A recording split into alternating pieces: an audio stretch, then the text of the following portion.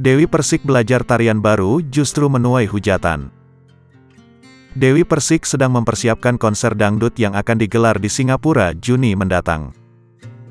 Bahkan Dewi Persik sedang sibuk belajar tarian baru yang akan ia tampilkan pada konser di Singapura.